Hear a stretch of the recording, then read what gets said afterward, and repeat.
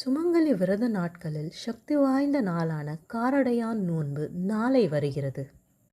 இந்நாளில்தான் சாவித்ரி தேவி சத்யவானின் உயிரை யமனிடமிருந்து மீட்டு கொண்டு வந்தார். ஆகவே இந்நாளே மிகவும் சக்தி வாய்ந்தது. இந்நாளை நம் வழிபடும் போது நமது மாங்கல்ய பாக்கியம் அதிகரிக்கும். மாங்கல்ய பாக்கியம் மட்டுமல்லாது கணவன் மனைவி உறவு, குடும்பத்தில் மகிழ்ச்சி, பிள்ளைகளின் முன்னேற்றம் ஆக குடும்பத்தின் ஒற்றுமையை இந்த விரதமானது நமக்கு அருளும். நாளை மாசி 30ஆம் தேதி மார்ச் 14ஆம் தேதி காலை 6:48 மணி முதல் அன்று நள்ளிரவு 1:08 மணி வரை இந்த விரதமானது இருக்கிறது. அன்று புதிதாக தாலி கயிறு மாற்ற விரும்புபவர்கள் மாற்றிக்கொள்ளலாம். இல்லை என்றால் நோன்பு கயிறு வைத்து வழிபடலாம்.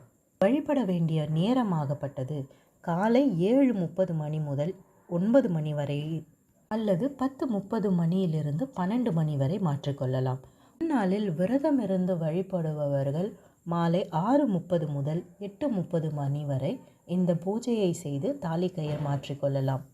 பொதுவாக தாலி கயிறு மாற்றுபவர்கள் கிழமையும் நேரமும் முக்கியமாக பார்க்கப்படும். ஆனால் காரடையான் நோன்பன்று அந்த கவலையெல்லாம் தேவையில்லை. நாம் வழிபாடு மட்டும் செய்து குறிப்பிட்ட நேரத்தில் தாலி கயிறு மாற்றிக்கொள்ளலாம் அல்லது நோன்பு கயிறு கட்டிக்கொள்ளலாம். உருகாத வெண்ணையும் கார அடையும் வெள்ளை அடையும் சேர்ந்து மட்டுமே படைக்க வேண்டும். ஒரு வாழை இலை எடுத்து ஒரு பக்கத்தில் உருகாத வெண்ணெய் கொஞ்சம் வைத்து கார அடை, அதாவது காராமணியால் செய்த கார அடையும் காராமணியால் வெல்லத்தை கலந்து செய்த வெல்லம் அடையும் வைத்து அதே வாழை இலையில் நீங்கள் மாற்றிக்கொள்ள போகும் தாலி கயிறோ அல்லது நோன்பு கயிறோ வைத்து நீங்கள் வழிபட்ட பின் தாலி கயிறு மாற்றிக்கொள்ளலாம். நாளை வரப்போகும் இந்த நன்னாளை தவற விட்டு விடாதீர்கள்.